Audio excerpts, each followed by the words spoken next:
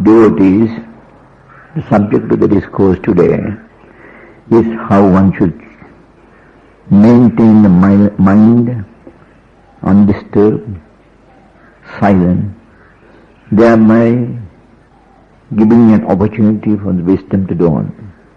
In Buddhist philosophy, there is no special instructions given as to how one should keep the mind silent. But it is accepted that thoughts promote the development of desire in one.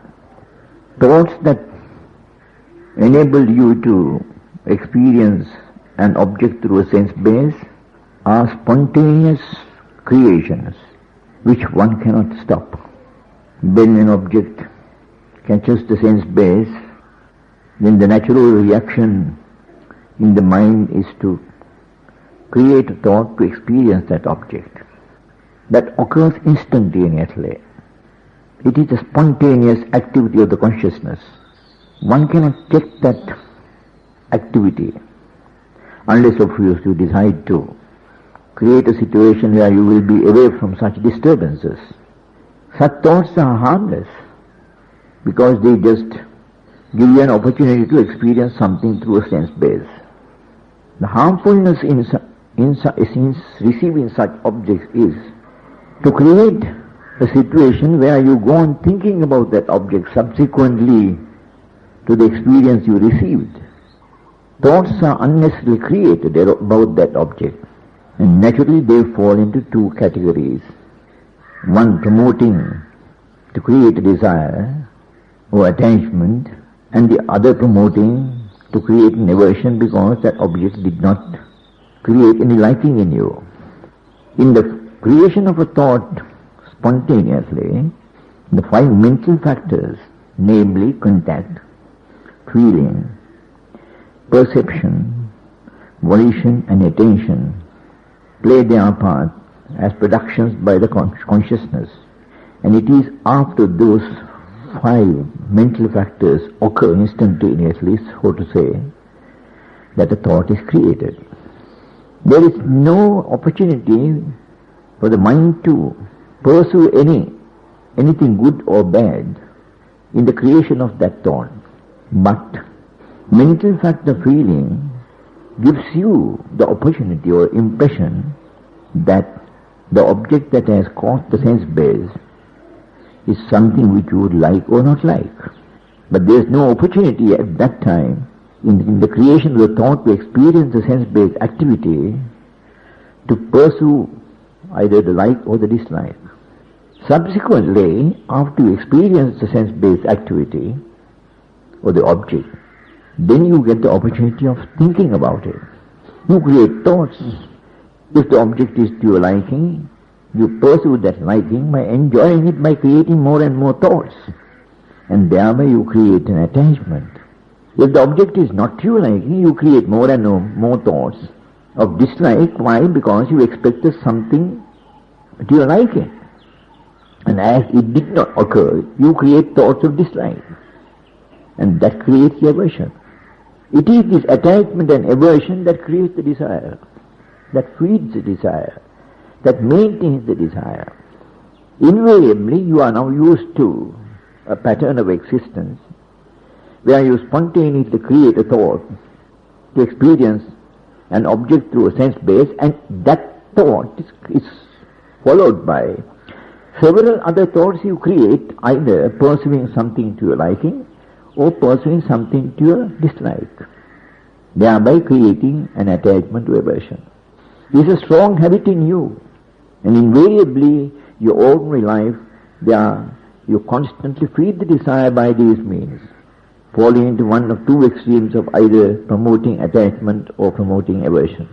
This is in your life now. It's rather difficult for you to get rid of this because it is a very, very strong habit in your mind now. And these are the two extremes, aversion and attachment, that promote desire. I have already emphasized in earlier discourses given to you that this subsequent creation of thoughts and promoting desire or promoting aversion are not the normal function of the mind. Normal function of the mind is to create a thought enable you to experience a sense-based activity. And beyond that is what you are used to doing. You have created that habit in you to pursue the like and to dislike what you do not like.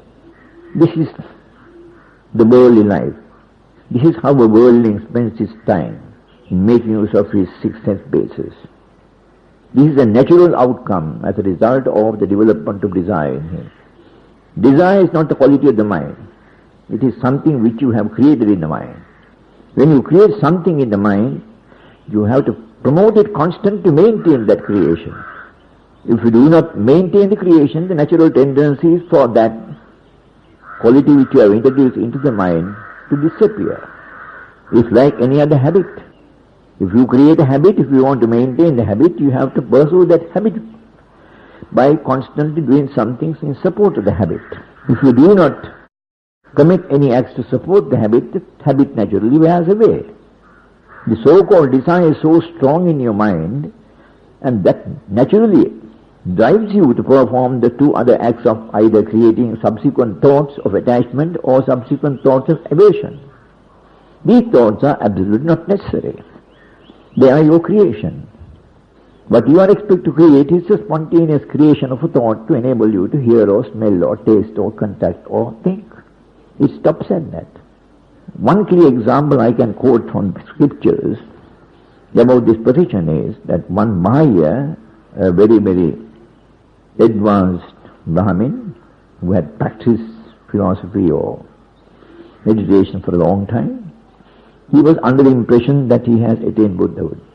And he was living in a jungle wearing barks of trees. Buddha, on his way around for alms, visited that village close by. And the deity who was living in a tree close by reminded Mahaya, you think that you have attained Buddhahood, but there is Buddha coming to a village close by on his round for alms.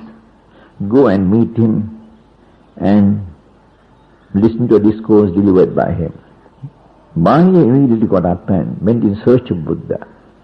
He met Buddha on the road and he appealed to Buddha to deliver a discourse to him.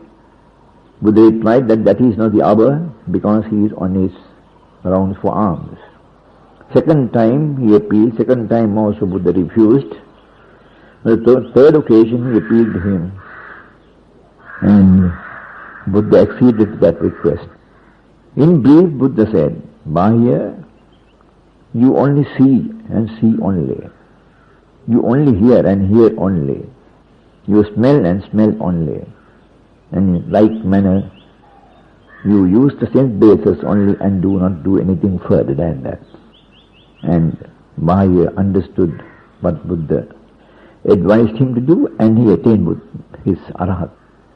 What did Buddha advise Mahaya to do? After seeing something with the eyes, don't go pursue that object further. After listening something with your ears, don't pursue that object further. After smelling with the nose, don't pursue that object further. After experiencing a taste, don't pursue that object further. After experiencing a contact, don't pursue that further. Create a thought and that is it. The further activity that Buddha asked Mahaya not to perform is the creation of thoughts about the object when it is to your liking. Such thoughts promote attachment. If the object is not to your liking, not to create thoughts of dislike, which promotes aversion. And it is aversion and attachment that promote desire. Mahaya understood what Buddha told him. And he had that developed mindfulness in him to restrict his activities in regard to six sense bases only to the performance of that activity and not to create unnecessary thoughts subsequently in pursuit of what is good and in pursuit of what is bad. He stopped at that. And on many occasions Buddha has given his advice to others too. That is what we mean by silence in the mind. Not that we can stop the mind from creating a thought to experience something which a sense base has received. That That object, once the sense base receives that object or confronts itself to it, the natural reaction in the mind is a creation of a thought. But that creation of a thought is a spontaneous activity. That creation of a thought has in no way promoted the desire. It just only made you to perform the act of the sense base in the way of seeing, hearing, smelling, tasting, contacting and thinking, that's all. Well, if that is done, there is no harm done to yourself. Because there is no promotion of desire. As I always emphasize, desire has to be maintained by thoughts of aversion or attachment. These are the two extremes that maintain the desire. And when do you create thoughts of aversion or attachment? After every experience you gain through a sense-based activity, you create thoughts, further thoughts of attachment or further thoughts creating aversion. These two extremes which you fall into as a habit promotes the desire in you. This is something which we have to be very careful about. And the only answer is mindfulness. We come to that later. Buddha never directly told or advised, except in his preaching to Bahya and Malukaputta also he refers to a similar preaching, is silencing of the mind. When we speak of silence the mind, some people think it is to keep the mind completely silent, even to keep away the spontaneous activity of the mind in creating thoughts to experience sense objects. No. That is an activity of the mind which cannot be stopped or checked. So long as you keep the sense bases open, there is always a reception of sense objects.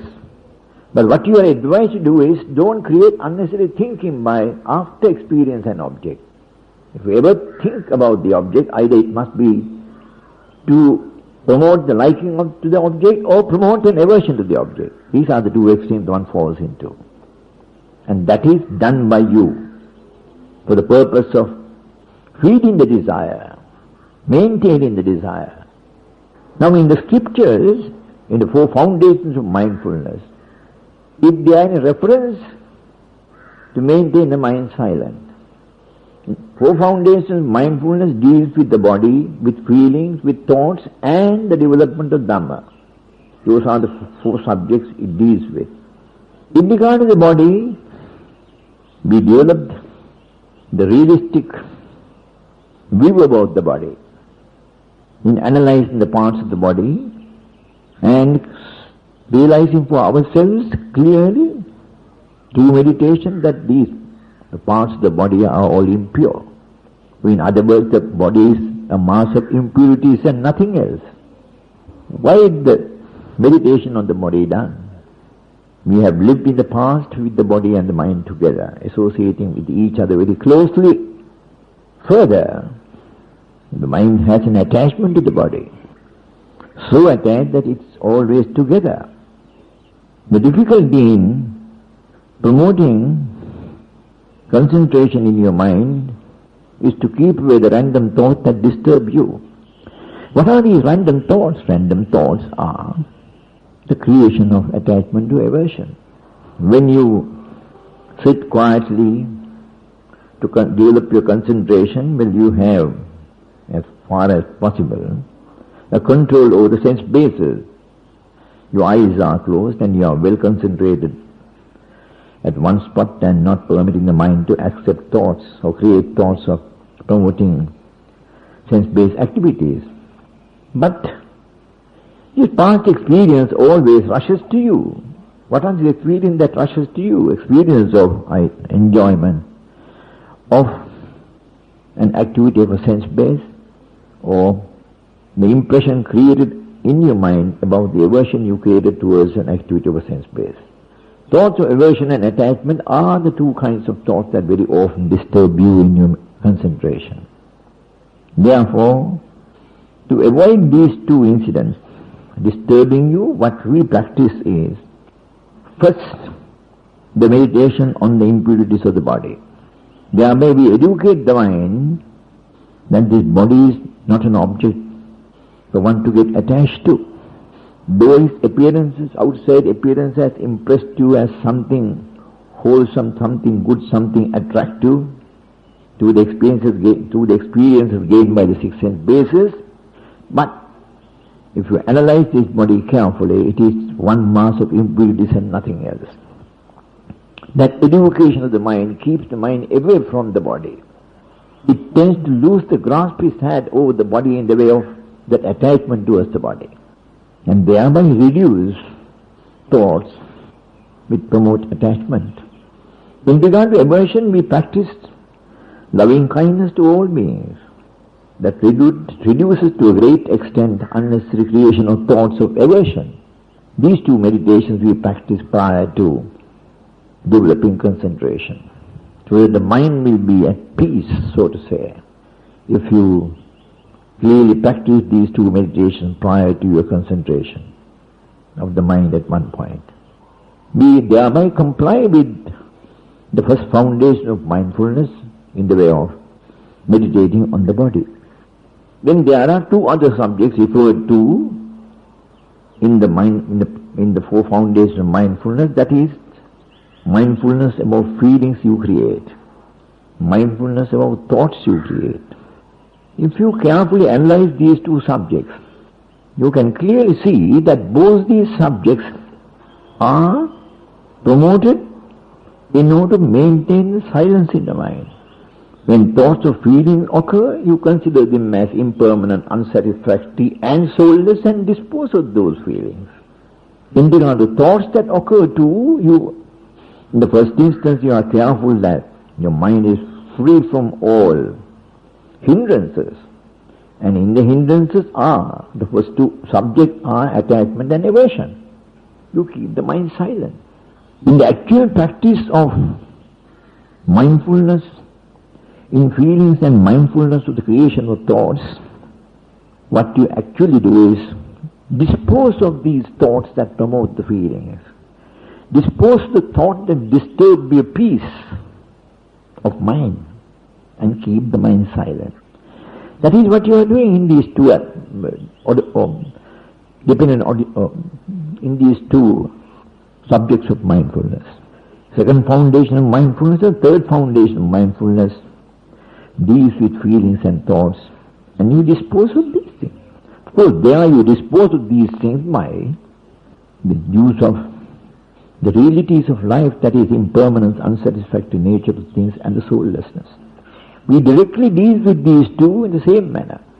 After we deal with the body, and when you have developed your mind to a clear state of understanding the basic impurities and the way how one should get rid of them, that is prior to the entering of the stream entry, there are three fetters that one should dispose of.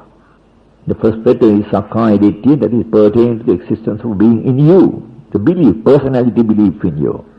You dispose of that personality belief in you by analyzing every activity of yours as mind and matter.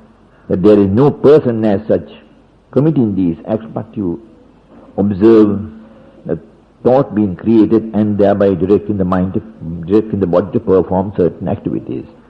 This you clearly observe, and thereby convince yourself that there is no person as such who is committing these activities except the mind directing the body. This view is further supported by the fact that you analyze every activity of yours as cause and effect. That is, a cause and effect is there. These two exercises enables you to give up this personality view about person being in you who commits all the activities.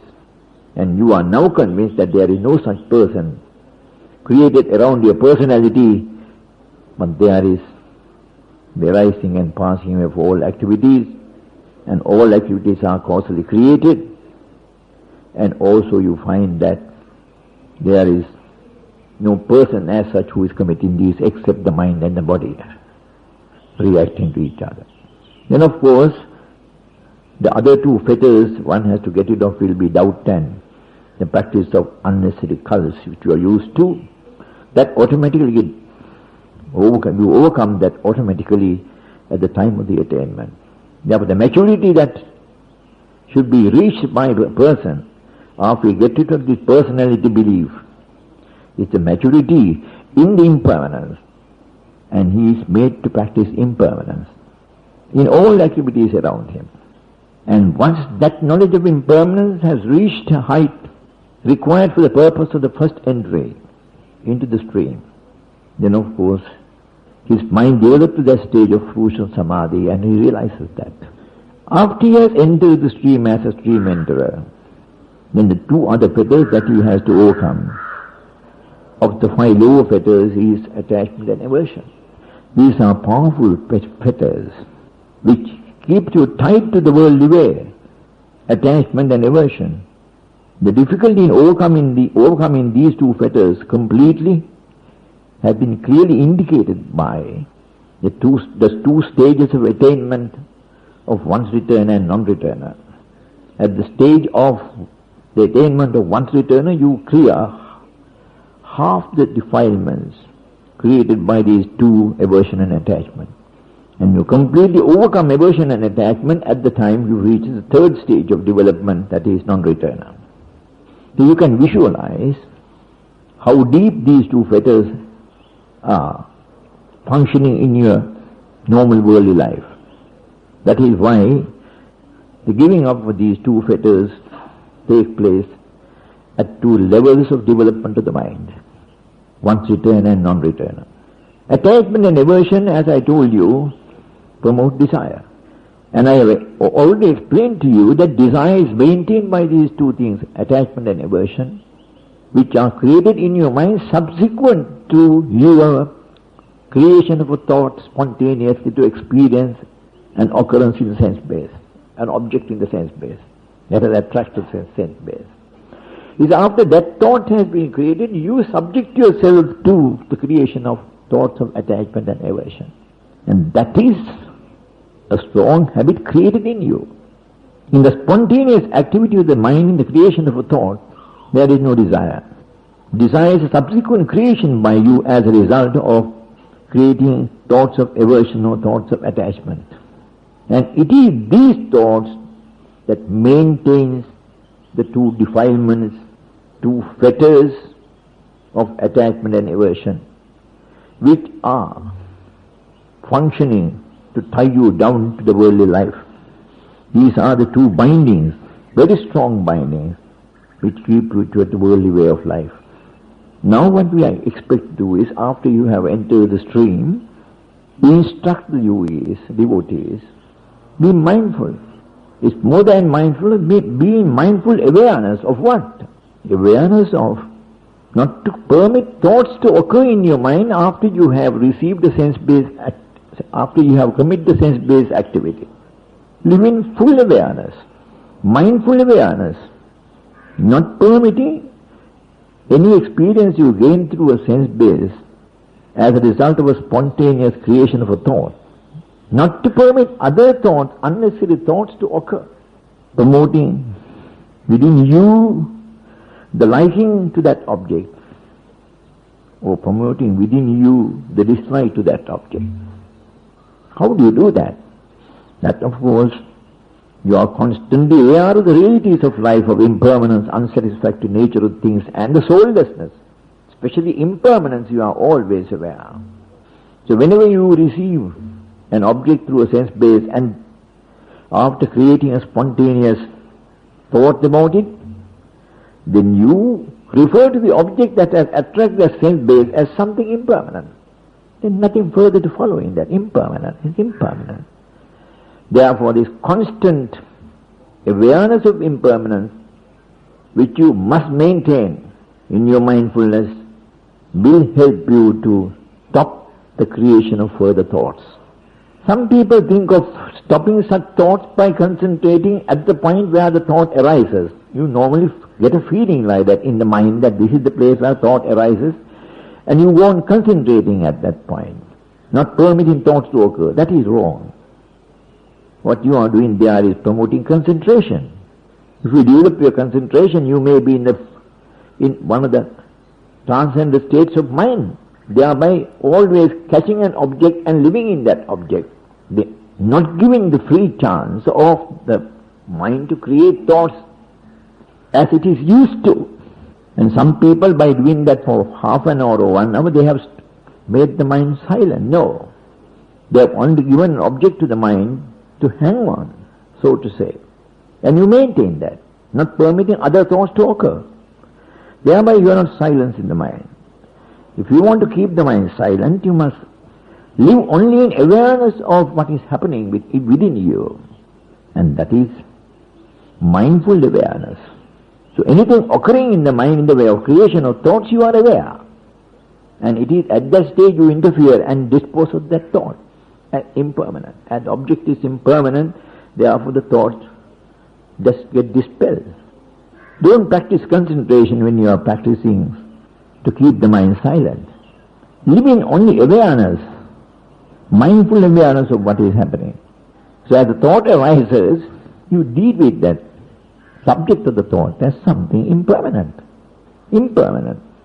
You don't pursue what is impermanent as something to your liking or not to your liking. It's impermanent. That is the approach you must make in maintaining your silence. Not to fix the mind at one point and go on watching that point. Thereby you are only promoting concentration.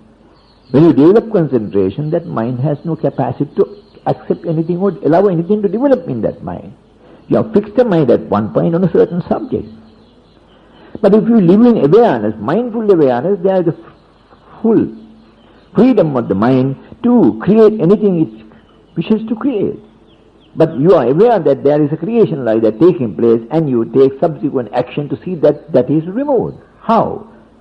By remind the mind that that object is impermanent, is of no value. Therefore there is no necessity for one to get attached to that object or to create an aversion at that object. Live in full awareness. And what are you doing there? You are functioning or performing a task quite opposite to what you used to in the past.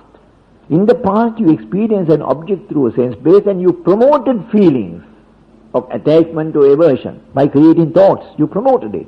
Now what you are doing is you experience a sense object through a sense base and you live in awareness after that. Full awareness, mindful awareness. And when a thought arises either of attachment or promoting aversion, you consider that object that has created that thought as impermanent. You attack the very root of the thought. Impermanent. That object is impermanent. Therefore, naturally there is no urge for you to continue to create that thought further and further and further. It gets dispelled. You dispose of the thought. Why? You attach no value to that object that created the thought. That is how you practice silencing of the mind. Not by just fixing the mind at one point and watching the mind. No. Live in full awareness, mindful awareness of what is happening. And as a thought arises, you analyze the object of that thought as something impermanent. Impermanent. Therefore there is no necessity for you to pursue that thought further in creating thoughts of attachment to aversion. And when you go on attacking the consciousness in the creation of thoughts in this manner, not permitting the thought to occur and multiply, but obstructing every thought that occurs in criticizing or analyzing the object as something impermanent, then there is a discouragement for the consciousness to create thoughts. As time goes on, when you practice it carefully, you will find less and less thoughts occur in you. Because you are very watchful, you are waiting for a chance to attack any thought that arises, not the spontaneous activity of the mind, the creation of thoughts to experience something through a sense base, not those thoughts cannot be stopped. The subsequent thoughts that are developed by you to promote aversion or attachment, these are the thoughts that you deal with. As a result, your mind is always silent. You hear something, that is all. That's impermanent. No more promotion of thoughts of either creating attachment to aversion in regard to any sense object. And what happens is you begin to keep the mind silent. I have always emphasized the promotion of thoughts of aversion and attachment that keeps the desire firm in your mind. If there is a weakness in the production of the thoughts of aversion or attachment, there is a weakness in the maintenance of the desire. Desire also becomes weak. It's like, to give you a very, very, so to say, rough example for you to have an idea about it. There is a drunkard. He is in the habit of drinking morning, noon, night, ever drunk. He has continued this life for a long time. Just say 30, 40 years. He ultimately realizes that he is wasting money. His family is also now disrupted as a result of this bad habit, and he has made all the members of the family to suffer as a result of this activity, and finally he thinks, I must give up this habit. By pursuing this habit, I am creating misery in others. And he makes up his mind, from tomorrow I shall not drink. And he pursues that decision he has taken. First week he did not drink, second week he did not drink, third week he did not drink, fourth week he did not drink, fifth week he did not drink. What has happened to his habit? It's not so powerful as it was in the first week. Second week it's not so powerful as it was in the first week. Third week not so powerful as it was in the second week. And little by little, you find this habit wears away from the mind. It disappears from the mind. When you only promote the thing and go on doing that as often as possible, then that mind creates that strong habit. And that habit completely controls you. In this manner, if you are careful, mindfully aware of what is happening and don't permit any unnecessary thinking to be done after you experience something through a sense base, by the creation of a spontaneous thought. You are attacking any other thought that arises in regard to that subject by analyzing that thought as impermanent, object as impermanent, the object that creates the thought as impermanent.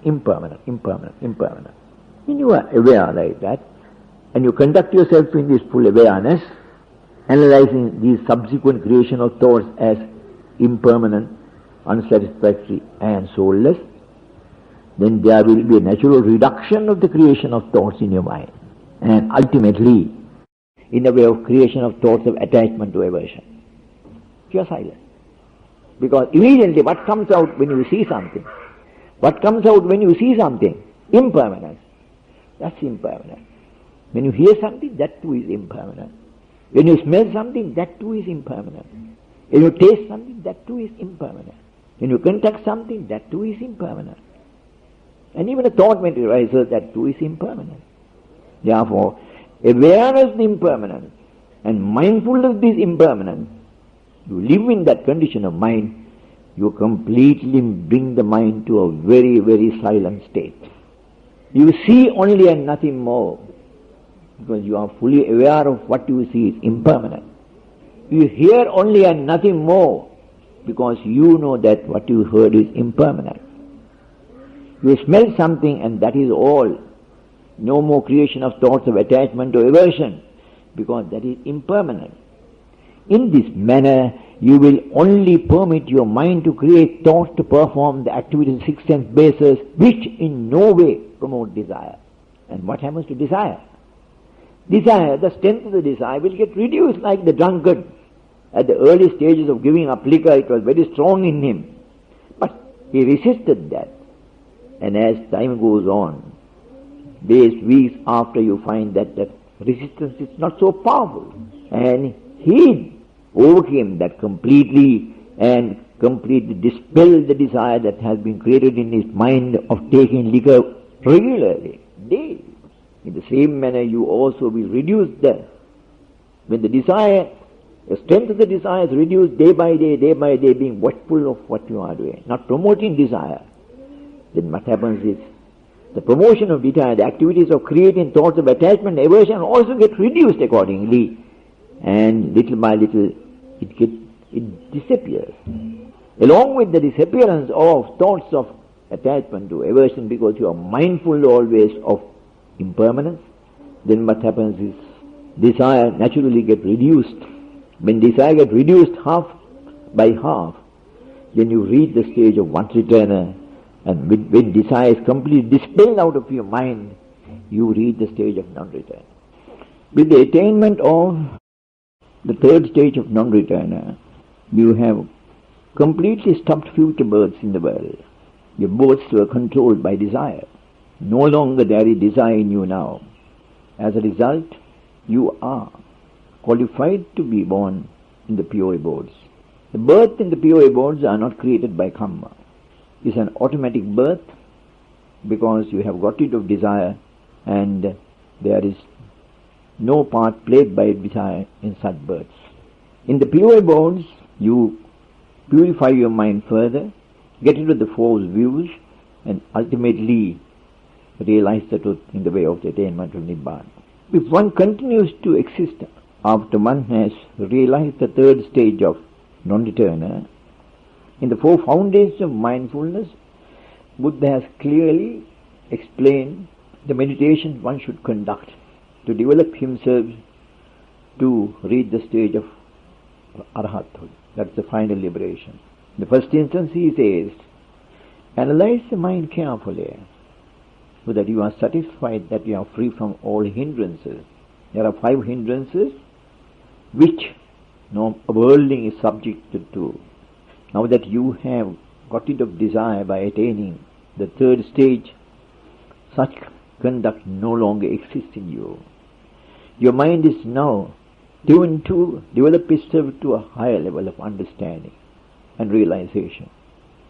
Therefore, you clear your mind of any hindrance which occurs in you, and after that you are expected to develop your concentration, your meditation, complete on the 5 grasping groups.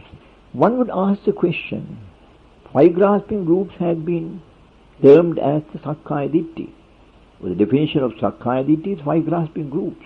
In getting rid of Sakkaya Ditthi, that is, the false belief one has created in one's mind of a being present in him, by purely analyzing your activities as mind and matter.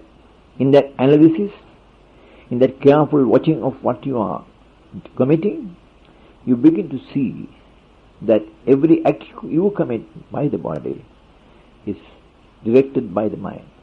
So it's the thought that is first created in you, which ultimately leads to the commission of the act. And this is further proved by analyzing every activity as cause and effect.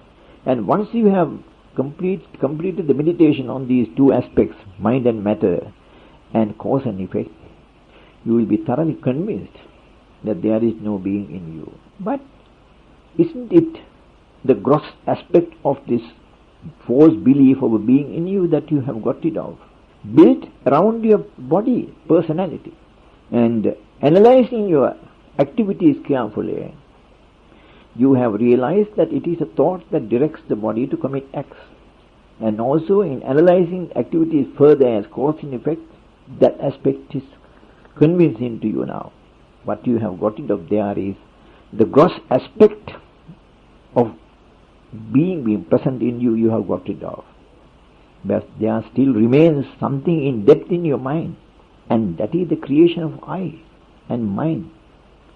That is called the ego. Ego is the subtle aspect of the personality that you have created and which you have got rid of. And that subtle aspect is that in every thought you create, the author is yourself, the I. And ego is nothing but a bundle of thoughts. To dispel that clearly, Buddha has advised us to analyze the 5 grasping groups as impermanent, unsatisfactory and soulless. You dwell yourself on that meditation and ultimately realize that the 5 grasping groups itself is a delusion created by the mind, and there is no substance in that. And once you are thoroughly convinced with that aspect of the creation of the 5 grasping groups, then Buddha directs you to analyze the creation of thoughts. Thoughts are created at 6 places, that is in connection with the eye, in connection with the ear, in connection with the nose, in connection with the tongue, in connection with the body, and in connection with the mind. Those are the 6 places where thoughts are created. You analyze how a thought is created in connection with the eye as cause and effect. You go through every step from the very beginning, from the time the eye has met with the visual object, up to the time the thought has been created.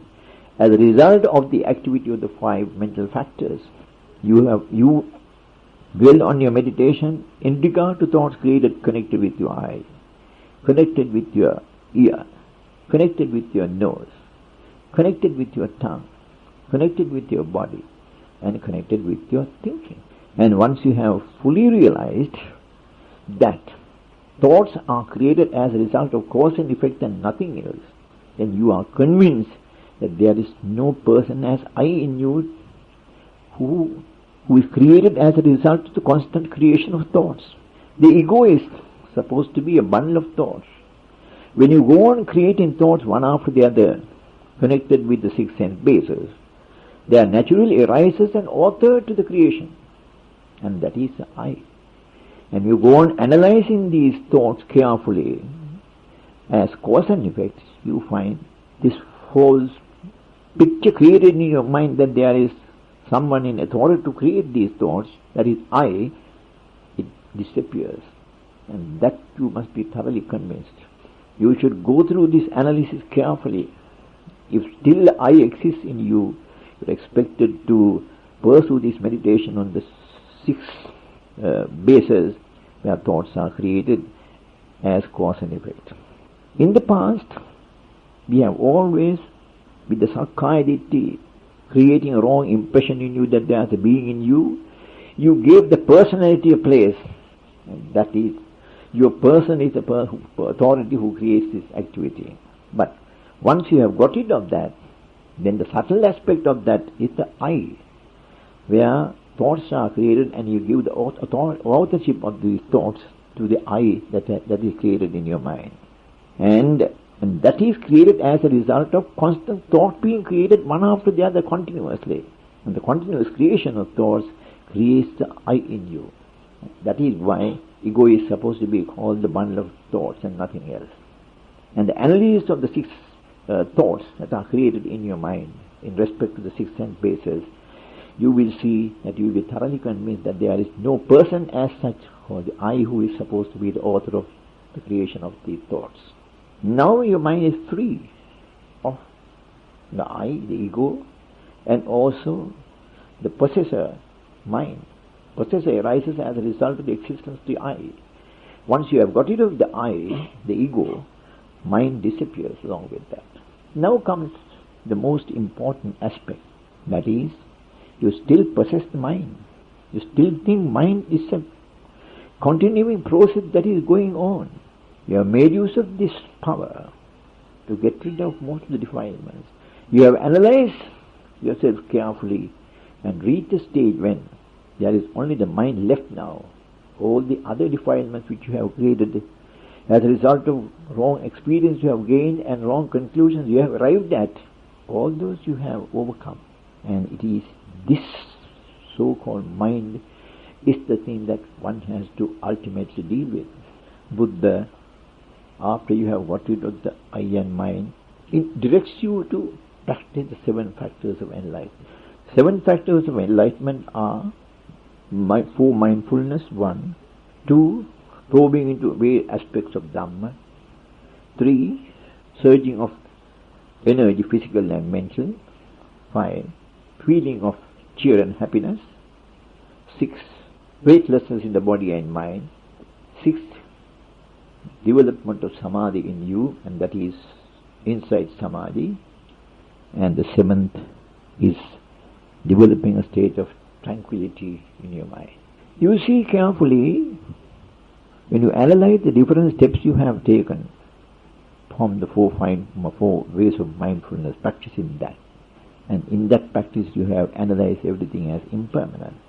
That has led you to clearly identify the Dhamma, to analyze the Dhamma, through the insight knowledge you have gained, through the wisdom you have developed so far, and that has given you much built up energy in you.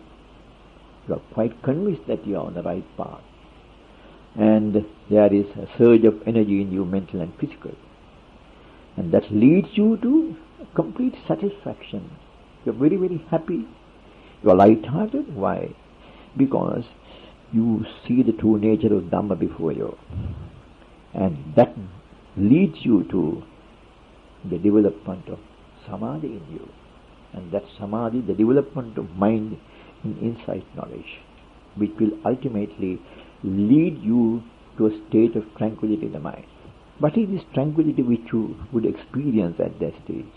Your mind is very, very peaceful. It catches no objects. You see the mental state in a peaceful condition, like something which is very clean, no stains on it, and it is there. It's nothing but the mental energy developed to that height. And in that condition, you can analyze the mind, you can clearly see what is happening in you with this mental energy present in yourself. Mind and body have been together from the very inception of your existence in the samsara, the cycle of birth.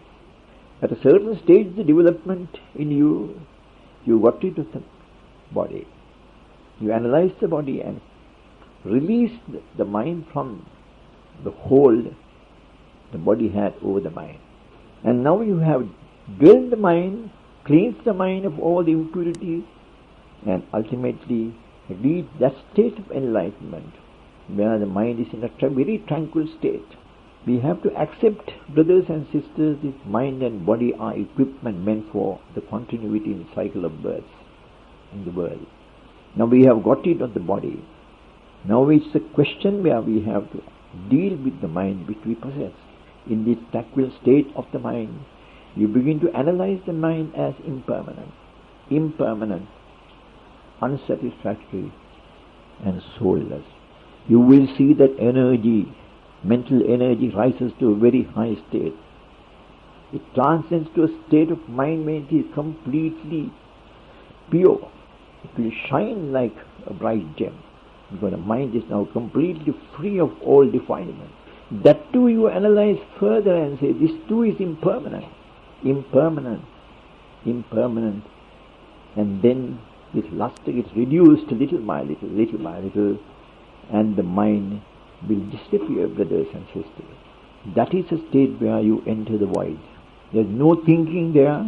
There is no sense of time or space there. You are in the void. One would ask the question, is the devotee aware that he is in the void? Yes. As he gets into the void, he is aware that he is in the void. And mind has already disappeared. You have realized ultimately that the mind is also nothing but a cause and effect that has been maintained by you as a result of thinking, objects being supplied. Now the mental energy is there in you, but it is completely free of any objects. And that mental energy also reaches a stage when it is not developing any thoughts at all. And ultimately, that energy, mental energy, by itself is developed to a state when you realize that there is no body and mind in you. And everything is empty. There's nothing in that one can get out of the mind or the body. That emptiness prevails. And that is a state, brothers and sisters. You come to the conclusion that you have done what you should have done. You have finished your task and you have reached the full state of Nibbana. This is a gradual process, brothers and sisters. The four foundations of mindfulness taught by Buddha directly leads to this state of mind. And nothing more that you should do, that nothing more that you should search for, except to comply strictly with the four foundations of mindfulness pertaining to the body, pertaining to feelings, pertaining to thoughts, and finally getting rid of the beliefs, false beliefs and false views you have created in the course of your existence in the worldly life, and cleanse the mind of all these defilements and bring it to a very, very pure stage. And there you see that too is also subject to impermanence, unsatisfactory nature, and also soulless. And in the realization of these three realities, finally you ultimately come to a state when you have completed your task and liberated yourself from the cycle of birth. Thank you.